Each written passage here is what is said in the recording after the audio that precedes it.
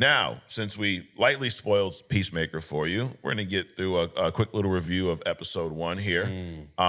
You watched this weekend, right? So and it's funny because on our segment last week, I talked about how I finally watched Peacemaker season 1, just in time for season 2, and I really enjoyed it. After this first episode, I think they picked up right where they left off. And some. Oh, yeah. So, yes, so this is spoiler street here, as we call it. Let's give this first episode a score. Yep. I'm going to say, I'd say 7.8. Yeah, I was going to say 8. Okay. Yeah. It was really good. Was it, the best episode ever? No. And also I'm putting on my Peacemaker lens. Like this movie or this show, it's a fun time. Sure. Is it going to hit the heights and the emotions of shows like Loki and WandaVision? Maybe not. But it's not designed to. Exactly. And matter of fact, that's how I introduced it to you. Like, correct. Watch it because it's a weird kind of funny, but it's funny. It's engaging. It's entertaining. But it's not going to be a fucking Secret War, Civil War. Right.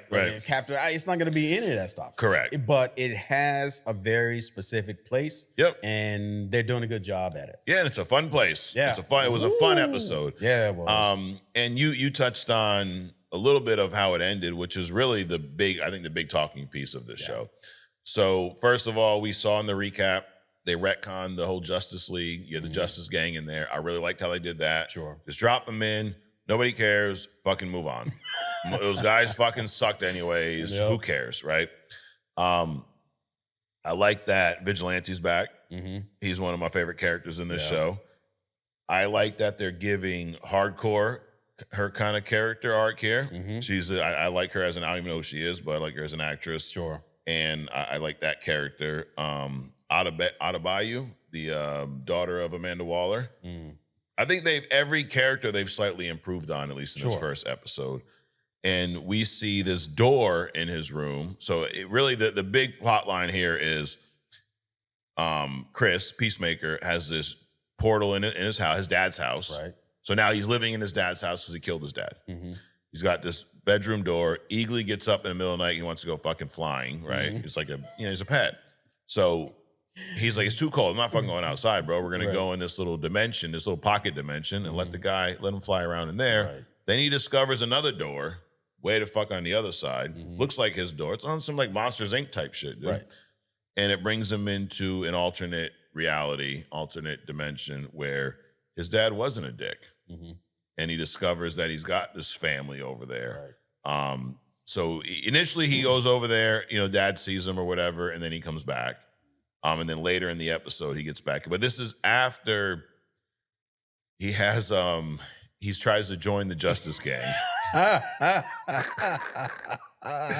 Dude, how great was that scene? Oh my, that whole thing from the time they pulled up in the parking lot and some chicks like storming out all pissed off and stuff. And it's cool the way they shot that, right? Yes. She's storming out pissed off and it just immediately intrigues you like, why is she pissed off? But then at the end of the interview, everything's explained. It's like it's like in Superman, why is this fucking dog useless all over the place doing all, but then at the very end, everything's explained. Everything is because they're literally they think they're turning their microphone off, so they're interviewing the guy and they're shitting all over him. And he can fucking hear him the whole time. At first he tries to pretend like he can't. Right. And they're like, what's he good at? He's good at blowing dudes. Like, they just shitting all over this guy. It's cool that they even, they have Farion's version of Guy Gardner. But it's cool they got, Hawk Girl and Guy Gardner in there. Right. Which is an exact extract from Superman. So that was cool. And you notice, what's his name? Maxwell Lord or whatever. The guy was funding the whole Justice Gang. James Gunn recently made a comment about the DCU and I guess the driving forces that are controlling this universe. You have the meta people, right? Like the superheroes. You have the government is another kind of controlling force, and the other he mentioned were the corporations, right? Like LexCorp or whatever the fuck it's called in the movie, the Wayne Wayne Inc. or Wayne Corp is going to play a part as well. And then you see Maxwell Lord, he's also a corporation funding the Justice Gang. Right. So it's you're seeing some of this world building in this show. I think that's one of my favorite things about this episode so far that was missing from the first season. The first season felt like its own thing. This feels like it lives in the DCU, but it's still its own thing. Well, the first season, like you said, was, they didn't know what they was going to do with this platform. Yep. But now, even though it's like when Daredevil went from Netflix to Disney, it was good by itself. It's good now, but with a different story arc. Correct.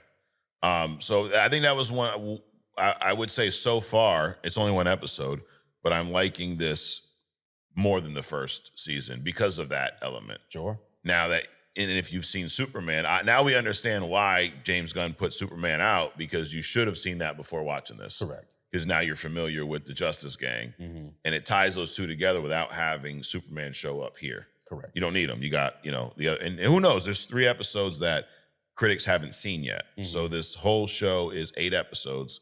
The first 5 episodes critics have seen, and those are the ones that we've heard, 100% all that shit about. But the last 3, we don't even know the names of those. So there could be some cameos that we don't know of. Right.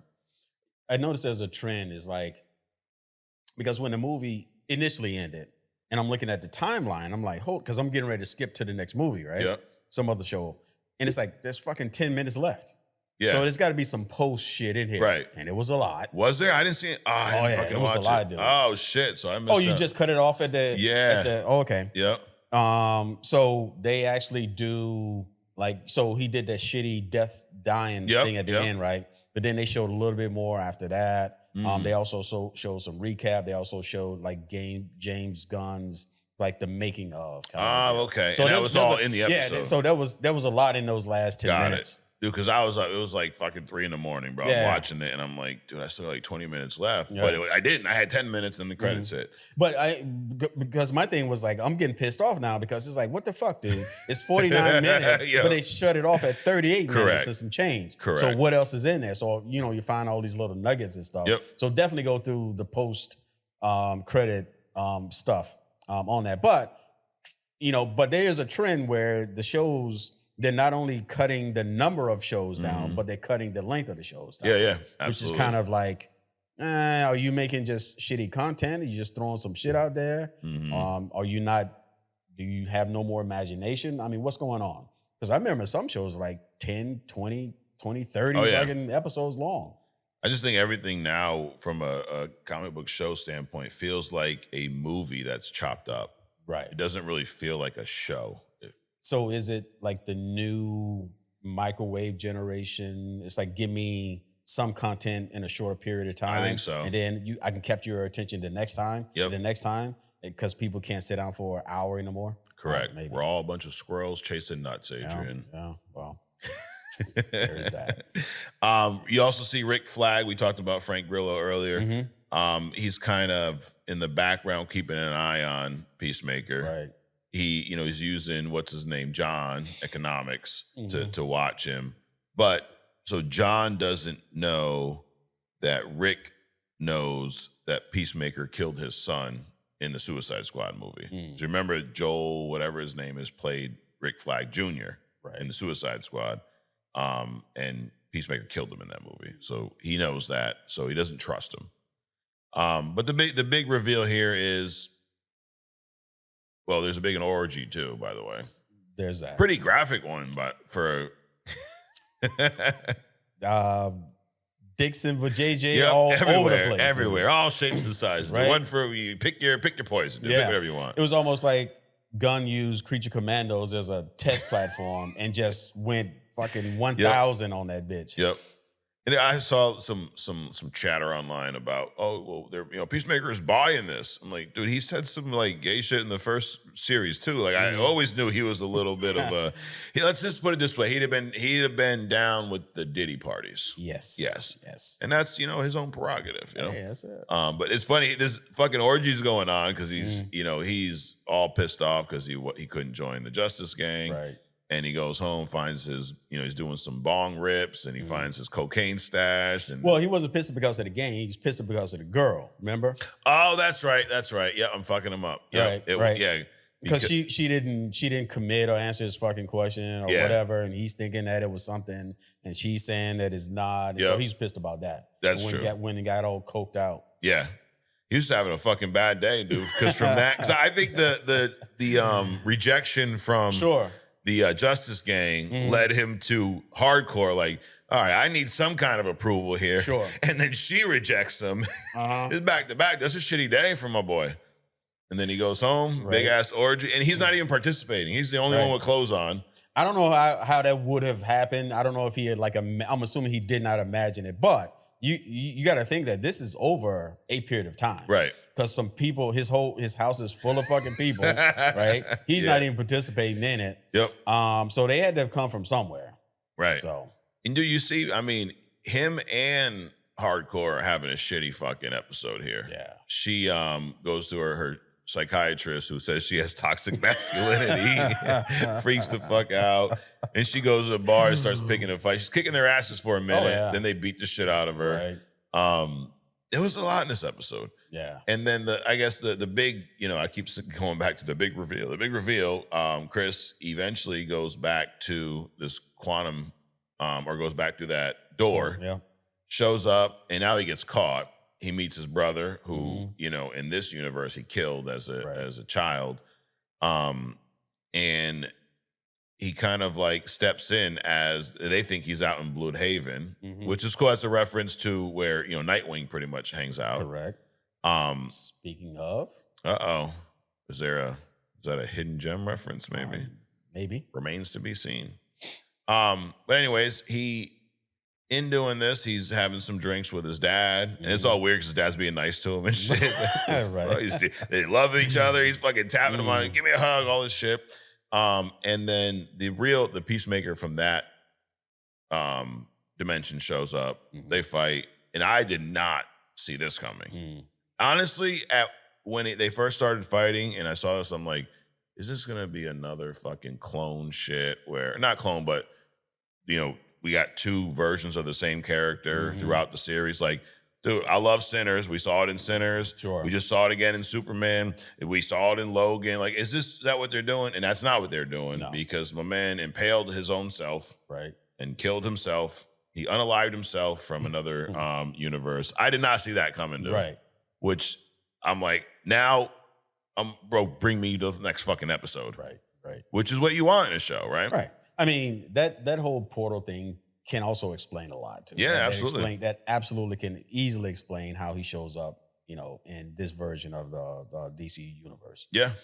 Well, we got 7 weeks left of this show. So next week, August 28th, or that's coming up this week, a few days from now, episode 2 drops. It's called A Man Is Only As Good As His Bird. Okay. September 4th, episode 3 drops. Another Rick Up My Sleeve. So maybe there's another, Rick Flag from another dimension. Now he's in this other dimension. Right. Because I would assume that what he's going to do is get rid of the body and pretend he's that Peacemaker. Probably. Because he ain't going back to his universe. His universe sucks right now. Yep. So I would assume he's going to stay there. And because he don't want these two to know he just killed their Chris. Right. And then episode 4 drops September 11th. Need I Say Door? So we're still revolving around this door here. And then 5 drops September 18th, back to the Sutor. And then the last 3 the names haven't been released yet, but September 25th, October 2nd, October 9th. So we got 7 more weeks of this show. Yeah, I'm looking forward to it. So do you think he meets the variants of his friends in his new place? Or does he let them know what he's doing and brings them across? I think he's going to meet the variants. Yeah, I don't see them. Maybe Vigilante somehow comes across because that he's always up his ass. But I'm thinking for the most part, he's probably going to just meet those variants there. Or just lose some of them. That too. So anyways, that is The Peacemaker Season 2, Episode 1 review. We will obviously be reviewing next week's episode next week. That's how it works.